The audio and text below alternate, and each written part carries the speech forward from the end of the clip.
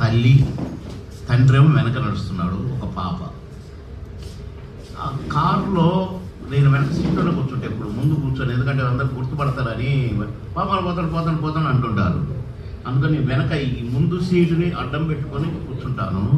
ఆ పాప అంటుంది నన్ను, అమ్మ పాయగాడ పోతున్నాడే అన్నది. అంతకంటే మించిందా భయ్యా ఈ పద్మశ్రీ అవార్డు?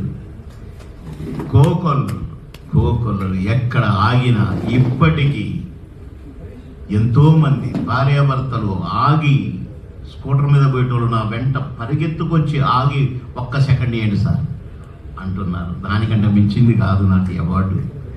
ఇస్తే సంతోషం, నేను వద్దనట్లేదు. కానీ పైరవులు చేసుకోవటం, బ్రతివులాడుకోవటం, అభ్యర్థించుకోవటం నాకు అలవాట్లేదు భయ్య. వస్తే సంతోషం, రాకపోయినా సంతోషం. ప్రజల ఆశీస్సులు మెండుగా ఉన్నాయి నాకు, ప్రజల దీవెనలు మెండుగా నేను చూశాను, చవి చూశాను.